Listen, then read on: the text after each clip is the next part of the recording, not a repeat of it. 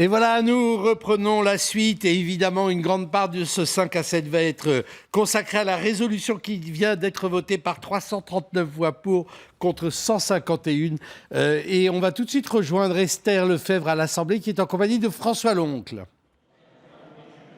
Effectivement, François Loncle, député PS de l'Eure, mais surtout membre de la Commission des Affaires étrangères. Vous avez donc pris part à ce scrutin, voté pour cette résolution du Parti socialiste. Quel est votre sentiment après ce vote qui a été très large en faveur de cette résolution ? Il y a eu beaucoup d'émotions dans l'hémicycle quand le président Bartolone a annoncé que 339 députés avaient voté pour cette résolution. C'est sur le plan parlementaire très important. Alors il s'agit bien sûr... Ce n'est pas le Parlement qui reconnaît la Palestine. C'est un vote symbolique uniquement. C'est plus que symbolique. Le Parlement invite le gouvernement, il en a parfaitement le droit, à reconnaître le moment venu la Palestine, l'État de Palestine.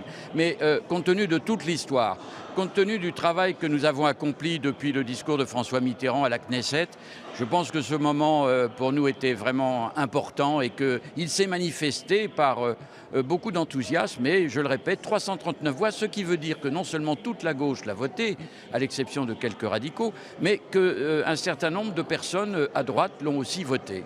Mais la droite, en majorité, a tout de même parlé de sa crainte d'augmenter les crispations sur le plan diplomatique, notamment avec l'État d'Israël. Non, elle était très embarrassée, la droite. En réalité, elle aurait souhaité se joindre à nous et il y a eu quelques admonestations de M. Sarkozy ces jours derniers qui l'ont fait changer d'avis, mais ce n'est pas bien. Je pense que quand l'État de Palestine sera reconnu, ceux qui ont voté contre vont le regretter amèrement. Néanmoins, à l'UDI comme à l'UMP, tous ont dénoncé une opération électoraliste, à les en croire. Cette mesure serait destinée à flatter, à être un geste envers l'électorat musulman de France. Non, c'est vraiment très politicien, très dommageable comme genre d'argument. Ça ne tient pas debout, ça traduit l'embarras. Très franchement, ceux qui, comme moi, suivent la question israélo-palestinienne depuis des décennies, savent très bien, et ça a été dit dès 1947, répété partout, répété par Pierre Mendès France, j'ai cité François Mitterrand, Valéry Giscard d'Estaing, Jacques Chirac, qu'il faut deux États sur ce territoire. Il faut deux États qui vivent en paix. Ça passe évidemment par une négociation, par une conférence internationale. Ce sont les propositions de Laurent Fabius et on va y arriver. On va y arriver, mais il était temps qu'on marque vraiment, qu'on donne un signal, qu'on donne une impulsion. Et c'est ce que le Parlement français a fait aujourd'hui, j'en suis très fier. Néanmoins, lors de ce vote, dans l'hémicycle, il n'y avait ni le Premier ministre Manuel Valls, ni le ministre des Affaires étrangères Laurent Fabius. Est-ce que c'est un signe du manque d'intérêt du gouvernement pour cette résolution ? Mais pas du tout. Laurent Fabius a fait un grand discours vendredi pendant le débat sur cette question et il y avait aujourd'hui simplement l'explication de vote et le vote. Et donc, il est normal que le ministre des Affaires étrangères, d'ailleurs, est à Bruxelles. Le Premier ministre est à Paris. Le Premier ministre a beaucoup à faire. Il était dans l'hémicycle tout à l'heure. Il m'a confirmé personnellement le fait qu'on a vraiment eu raison d'entreprendre ce travail. C'est un travail d'ailleurs qui nous a occupé 3 semaines pour arriver à un texte très minutieux, très équilibré. Et je pense qu'il fait la fierté du groupe socialiste et de l'hémicycle cet après-midi. Merci beaucoup François Loncle d'avoir répondu à nos questions. Merci Esther. Et nous allons tout de suite rejoindre en direct de Jérusalem Daphné Rousseau. Daphné, le gouvernement israélien avait par avance déploré la grave erreur que feraient les députés français s'ils votaient cette résolution. Oui, et sans surprise, les dirigeants israéliens condamnent ce vote, mais c'est pas non plus une condamnation aussi forte que ça. On n'assiste pas à cette hystérie qui avait lieu après, par exemple, le vote suédois. Il n'y a pas d'ambassadeur qui va être appelé pour se faire taper sur les doigts. La réaction officielle israélienne qui vient de tomber il y a quelques secondes est vraiment très timide. Elle est même, je dirais, tiède. Alors, un responsable du ministère des Affaires étrangères estime que ce vote en faveur ne fait qu'éloigner, dit-il, la possibilité d'un accord entre Israéliens et Palestiniens. Il rappelle que la seule solution pour parvenir à un accord de paix, ce sont les négociations et estime donc que soutenir les initiatives unilatérales des Palestiniens, c'est s'éloigner un petit peu plus de cette perspective. Cette formulation, elle est vraiment, encore une fois, très tiède. Cette condamnation, elle est très tiède. Pourquoi ? Eh bien ça se dit en coulisses depuis déjà quelques jours parce que les Israéliens n'ont pas du tout l'intention d'aller à la confrontation avec les Français sur ce sujet, sur ce vote. Ils préfèrent minimiser son importance. Pourquoi ils ne veulent pas aller à la confrontation ? bien parce qu'ils reconnaissent entièrement à la France son rôle régional et le rôle qu'elle est en train de reprendre dans la région, au Moyen-Orient. Ils savent qu'il y a des enjeux régionaux, notamment avec la Syrie, l'Irak, l'État islamique. Ils savent qu'il y a des enjeux régionaux dans lesquels la France est en train de se positionner et ils respectent ça complètement. Et puis ici, ce qui se dit aussi en coulisses, c'est que ces enjeux régionaux peuvent aussi concerner désormais le processus de paix entre Israéliens et Palestiniens. Laurent Fabius a proposé il y a quelques jours maintenant d'inviter les deux parties à discuter à Paris. Au début, Benyamin Netanyahou a plutôt balayé du revers de la main cette proposition en disant qu'il n'aimait pas qu'on lui mette le couteau sous la gorge, qu'il n'aimait pas qu'on lui donne des rendez-vous avec des ultimatums. Mais ce qui se dit encore une fois ici en coulisses chez les diplomates israéliens, c'est que cette initiative de Laurent Fabius, elle pourrait en effet être suivie, c'est-à-dire que l'invitation pourrait être acceptée et c'est donc pour ça qu'il y a une réaction plutôt faible ce soir. Les Israéliens laissent la France se positionner dans ce processus de paix après avoir laissé les Américains pendant des années tenir ce leadership, ce rôle d'arbitre. Eh bien, ça pourrait maintenant être l'Europe, peut-être à sa tête la France, qui jouerait ce rôle désormais entre Israéliens et Palestiniens. C'est ce qui se dit ce soir à Jérusalem après ce vote. Merci beaucoup, Daphné Rousseau. Roger Kuckerman, vous êtes le président du CRIF. J'imagine que pour vous, ce n'est pas une bonne journée ? Non, je trouve que cette résolution, qui n'est qu'un vœu, va à l'encontre de trois idées. D'une part, je trouve regrettable que la France soit à la traîne de la Suède, de l'Espagne et de la Grande-Bretagne, alors qu'elle a toujours prétendu vouloir jouer un rôle majeur dans les négociations futures entre Palestiniens et Israéliens. Je suis également convaincu que ce vœu n'entraînera pas de décision immédiate du gouvernement israélien de se mettre à la table de négociation avec les Palestiniens. Ça n'est pas le genre de choses qui se décide à la suite d'une recommandation d'un Parlement, d'autant plus que Laurent Fabius nous a annoncé qu'il visait l'horizon 2 ans pour arriver à cette reconnaissance. Ceci étant dit, moi je suis tout à fait en faveur de la reconnaissance d'un État palestinien. Je crois que c'est indispensable pour que la démocratie israélienne se maintienne comme une démocratie. Donc il faudra bien arriver à cet État. Mais ce qui m'ennuie encore davantage dans cette résolution, c'est que ça va soulever à nouveau des mouvements de pro-palestiniens à Paris et dans les grandes villes de province, et que nous avons vu en juillet ce qui se passait quand il y avait des mouvements pro-palestiniens, et qu'au lieu de dire « mort Israël », ce qu'on entendait, c'était « mort aux Juifs ». Et on attaquait des synagogues et on attaquait des commerces juifs. Et donc, je crains que pour un résultat politique qui, à mon avis, n'a aucune chance de se réaliser, on prend des risques sur l'ordre public qui sont, en ce qui concerne les Français juifs, extrêmement inquiétants. Michel Dzerzhinsky, une réaction ? Je crois que c'est un geste d'impuissance. Moi, je le traduirais comme un geste d'impuissance. La question, c'est pas de savoir s'il y aura ou non la reconnaissance d'un État palestinien. Le 29 novembre 2012, aux Nations Unies, la Palestine a été reconnue comme État observateur. De fait, l'OLP représente la Palestine au sein des organisations des Nations Unies. Donc, il y a de fait, de facto, je dirais, par la communauté internationale, une reconnaissance d'un État palestinien, même si aujourd'hui il n'a pas, je dirais, toutes les caractéristiques en termes de droit international. Et d'autre part, tous les acteurs sont d'accord pour que demain, il y ait des négociations de paix et qu'il y ait un État palestinien. Autrement dit, la question aujourd'hui, c'est que je crois qu'elle traduit une impuissance qui va être celle de l'Union européenne. Parce que reconnaissance aujourd'hui d'un État de Palestine tel qu'il s'organise au sein des États de l'Union européenne va traduire un désaccord de l'Union européenne. On le voit déjà, en Espagne c'est oui mais, en Allemagne c'est non, en Suède c'est oui, en France c'est tangent, même si c'est 339, c'est pas une très large majorité, on aurait pu rallier beaucoup plus de députés à droite, ça ne s'est pas fait. Ça veut dire aussi que, comme ça a été souligné tout à l'heure, il y aura des tensions. Je veux juste moi rappeler une chose par rapport à ces tensions et à ces enjeux, qui ne sont pas mineurs sur les territoires de France. J'ai assisté à un colloque qui était fermé à l'IFRI, où des personnalités très hautes ont signifié ceci. En France, période estivale, juillet, août, donc plutôt période calme, où tout le monde s'en va en vacances, il y eut plus de 90 manifestations. Sur 90 manifestations, entre 5 000 et 15 000 personnes mobilisées. Ce qui veut dire que c'est des manifestations importantes vu la période. 44 incriminations judiciaires. Je crois que ce type de vote apporte plus de tension que de résolution. Je trouve ça dommage. Voilà. On est en direct toujours à l'Assemblée nationale en compagnie de Meyer Habib, député UDI des Français établis hors de France. Meyer Habib, vous étiez, vous, vent debout contre cette résolution? Évidemment, cette résolution nous éloigne de la paix, importe le conflit en France, fait abstraction que le djihadisme est en train de gangréner notre société, que les djihadistes ont l'objectif de détruire Israël, pas d'en avoir un État à côté, mais à la place d'Israël, ils le disent, il suffit de lire leur charte. Aujourd'hui, on s'est éloigné de la paix, on ne l'a pas rapproché. Tout le monde veut un État palestinien vivant un peu aux côtés d'Israël. Là n'était pas la question. Hélas, aujourd'hui, on importe le conflit en France pour récupérer une partie des banlieues et perdre son âme dans ce vote. Parce qu'en réalité, l'intérêt du peuple palestinien et l'intérêt du peuple israélien, c'est de vivre en paix côte à côte avec des négociations directes. Et là, on dit au Hamas, c'est pas grave, continuez à tuer, continuez à assassiner.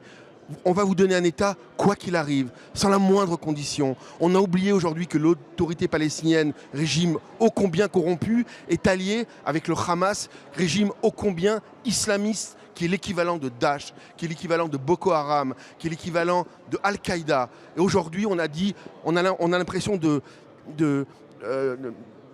au niveau de sa conscience, de dire ben voilà, on a donné un État palestinien à un mouvement terroriste qui veut la destruction de l'État d'Israël. Et je suis triste pour la France, et je suis triste pour mon pays, parce que c'est contre-productif, on s'éloigne de la paix au lieu de la rapprocher, on renforce les extrémistes, et on n'arrivera à strictement rien du tout. C'est contraire aux accords d'Oslo, qui prévoyaient aucun geste unilatéral. Nous, on dit, les accords internationaux, on s'en fout, on vote. J'étais surpris d'ailleurs, il n'y avait quasiment personne du gouvernement, à part le secrétaire d'État Harlem Désir qui était là. Où était Laurent Fabius pour un vote si important? C'est manifestement parce qu'il se sent très mal à l'aise par rapport à ce vote. La France a choisi un camp aujourd'hui, le camp des Palestiniens. La France est hors jeu aujourd'hui au Proche-Orient par ce vote. Je suis triste pour mon pays, je suis triste pour la France. Mais Habib, il y a quand même eu dans ce débat une pétition de personnalités israéliennes, plutôt de gauche, qui soutenaient cette révolution. Donc votre interprétation d'une résolution totalement pro-palestinienne est battue en brèche par cette réalité. Il y a en Israël des gens qui pensent que ce type de pression diplomatique sur le gouvernement Netanyahou peut faire avancer les choses.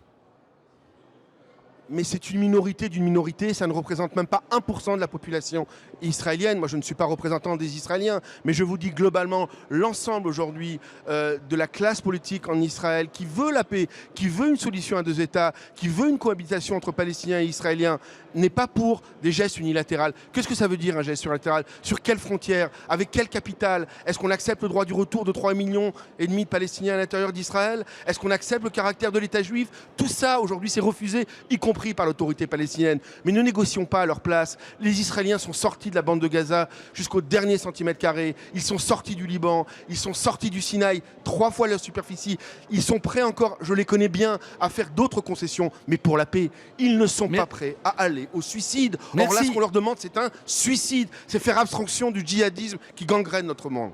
Merci beaucoup, Meyer Habib. Une réaction, Roger Kuckerman, notamment à cette pétition que je signais. Alors, elle vaut peut-être 1% de la population, mais il y a aussi des personnalités, des intellectuels dont on ne peut pas soupçonner ni leur attachement à Israël, ni leur attachement au processus de paix.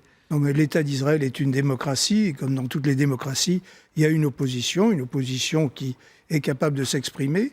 Je dois dire que, comme ses opposants, je souhaite qu'on voit arriver enfin un État palestinien parce que c'est indispensable vu l'évolution démographique de l'ensemble israélo-palestinien. Mais je trouve que, en l'occurrence, cette résolution n'apporte pas de solution. C'est un vœu pieux. Le gouvernement français ne l'adopte pas et n'a pas l'intention de l'adopter au moins pendant 2 ans, semble-t-il. Et enfin, je crains les troubles que ça risque de procurer sur le territoire national. Et ça, c'est quand même du sérieux, parce que c'est la seule conséquence que je vois vraisemblable de cette résolution. Jean-Paul Chagnollo, l'argument, c'est vraiment pas le moment.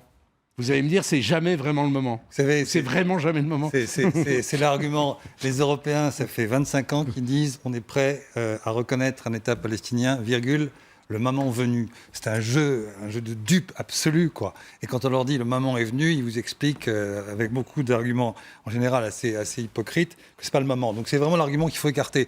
En ce qui concerne l'importation, moi je trouve que ce qu'on vient d'entendre à l'instant là, d'un député français élu de l'étranger, élu d'Israël, c'est un exemple où il fait lui-même de l'import-export. Enfin, il fait beaucoup d'imports, quoi.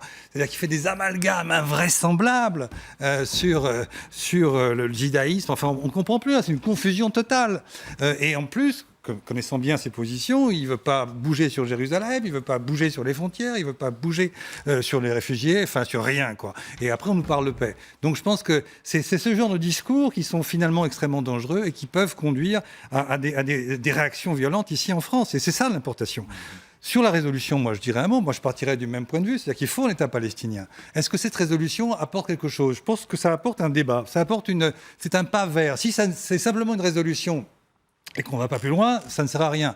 Mais si c'est la volonté de la France d'essayer de contribuer à réfléchir à une perspective de paix, je trouve que c'est positif. Fabius l'a très bien dit, il n'était pas là aujourd'hui, mais il était là vendredi, il a fait un discours assez intéressant. Et puis je crois qu'aujourd'hui, si on laisse les Israéliens et Palestiniens dans cet état structurel d'inégalité, il ne se passera rien. Et s'il ne se passe rien, si la communauté internationale ne fait rien, qu'est-ce qui est la réalité ? La réalité au quotidien, je voudrais quand même le rappeler, c'est l'apartheid. On a une occupation installée avec des discriminations multiples sur tous les plans, avec 4 millions de personnes qui vivent sous occupation militaire. C'est tout qu'il faut rappeler. Et c'est assez fondamental. Donc on est sûrement tous d'accord ici ou ailleurs pour dire mais il faut cesser cette occupation. Moi je trouve que c'est ça le point clé. Les gens sont complètement opprimés, n'ont pas de perspective d'avenir, ni de perspective politique. Donc je pense que cette résolution peut être un pas important. Juste un dernier mot pour dire, en plus, elle a un sens, je l'ai lu attentivement évidemment, qui est de rappeler le droit international. On a tendance à dire le droit international c'est secondaire. C'est pas vrai, c'est central, parce que ce sont les valeurs communes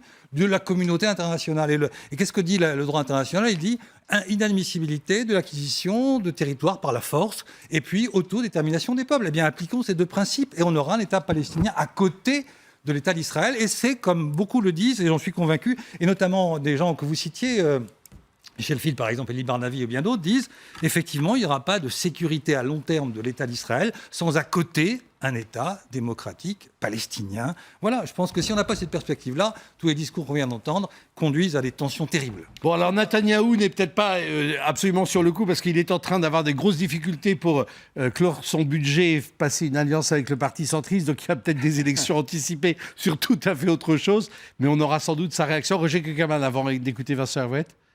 Écoutez, moi je crois qu'on ne peut pas dire qu'Israël soit un État d'apartheid. Je trouve que c'est très choquant pour la démocratie qu'est Israël. Et je crois qu'il y a une volonté de paix du peuple israélien qui est incontestable.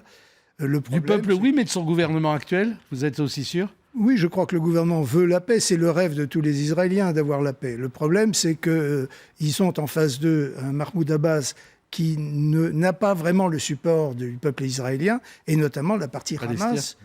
La partie Hamas qui est très influente, qui contrôle Gaza et qui a également une certaine force sur les territoires contrôlés par l'autorité palestinienne. Donc c'est un environnement dans lequel l'interlocuteur n'est pas là ou difficilement là. Donc c'est un vrai débat, mais je crois qu'il faut laisser les gens arriver à un accord entre eux, et ça n'est pas en émettant des vœux qui risquent d'aggraver encore les tensions internationales. Il ne faut pas oublier que nous vivons ici en France, dans un pays où les Juifs sont en train de partir parce qu'ils ont peur, parce qu'il y a des manifestations, parce qu'il y a des pro-palestiniens qui s'agitent avec violence, et tout ça est très inquiétant, et je ne crois pas que ça ait un apport positif, cette résolution. Je voudrais juste répondre sur le terme apartheid, que j'ai utilisé exprès, bien entendu, pour aller vite.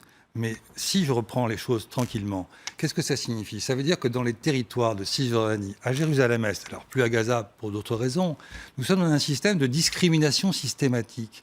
Les routes sont réservées aux uns, pas aux autres, c'est-à-dire que c'est pour les colons, c'est pas pour les Palestiniens. Les colonies sont évidemment pour les Israéliens, pas pour les Palestiniens. Les droits fondamentaux d'aller et venir, de voyager, etc., c'est pour les Israéliens, c'est pas pour les Palestiniens, etc., etc. Donc l'occupation a produit un système de discrimination systématique. Et ça, vous ne pouvez pas le nier. C'est tellement discriminant que les Arabes palestiniens qui vivent en Israël, qui sont des citoyens israéliens, ne veulent pas devenir palestiniens. Vous savez, vous ne tiendrez pas, M. Kuckerman, vous ne tiendriez pas 3 semaines avec votre famille dans cette situation d'occupation. Et ça serait normal. Et moi non plus. Personne ne peut accepter que son destin quotidien pendant 3 générations, depuis 1967, soit entièrement déterminé par d'autres. Et si c'était des Israéliens qui étaient dans cette situation, je dirais la même chose. Je dirais qu'il est inacceptable que des Israéliens soient occupés par une armée palestinienne. Je crois que c'est ça le point du fondement. Et si on nie ça, c'est vraiment un déni de réalité.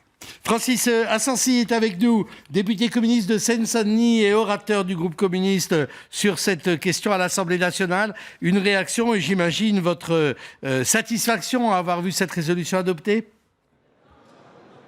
Ah oui, nous sommes très heureux, d'abord parce que le résultat est important, 339 députés, et puis parce que c'est le résultat aussi du combat des députés communistes du Front de gauche depuis de très nombreuses années, quoi. Voilà, c'est la reconnaissance de la Palestine et pour l'État palestinien est pour nous vraiment un vieux combat, et on est très satisfait aujourd'hui. Merci beaucoup de cette réaction. Le vote des députés français va éloigner les possibilités d'arriver à un accord de paix, vient de réagir l'ambassade d'Israël en France. Vincent Hervouet, que pensez-vous de ce débat et de ces échanges d'arguments dont j'allais dire qu'ils sont attendus de part et d'autre? Oui, non, mais ça fait si longtemps que Jean-Paul Chagnolleau pourrait parler pendant 1 heure, et Gérard et M. Cukierman aussi. Ce sont des monologues croisés, mais d'ailleurs... Non, ce qui est très curieux, c'est qu'il y a quand même une rupture aujourd'hui. Il y a plusieurs ruptures. Ça fait très longtemps que la France a pris, sur la question palestinienne, des positions qui étaient assez aventureuses, assez tranchées. Monsieur Sauvagnarc, c'était il y a 40 ans qu'il a rencontré Arafat à Beyrouth. Il y a exactement 25 ans, Arafat était reçu au Crillon ici par Mitterrand. Et il y a 10 ans, il est mort ici. Il y a juste 10 ans. Donc on a des tas d'anniversaires qui se télescopent. Mais c'est la première fois qu'on voit que la politique étrangère est en quelque sorte dictée par l'Assemblée nationale. Ça, c'est une première rupture.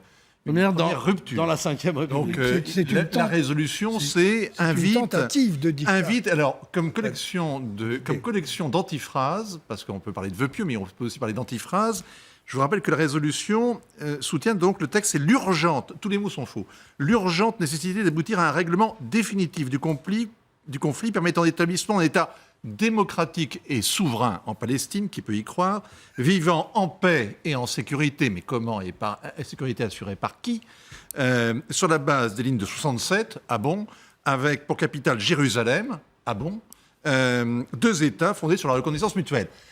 Les 2 États, tout le monde est d'accord. La communauté internationale, Bibi Netanyahou, Arafat, tout le monde signe, sauf que ce vœu pieux, c'est un constat d'impuissance. On en est réduit, on est comme les 135 pays des Nations Unies qui ont déjà voté pour ça, c'est-à-dire les 2 tiers, et qui ne peuvent absolument rien sur le terrain. La vérité, c'est Jobert qui l'a dit il y a déjà assez longtemps, la politique arabe de la France, désormais, c'est Barbès Rochechouart. C'est l'électorat d'origine maghrébine qui est évidemment sollicité, dont on espère ainsi un point de vue positif pour les prochaines élections. C'est la seule portée, en tout cas pratique, qu'aura ce vote. On continue ce débat après le rappel des titres.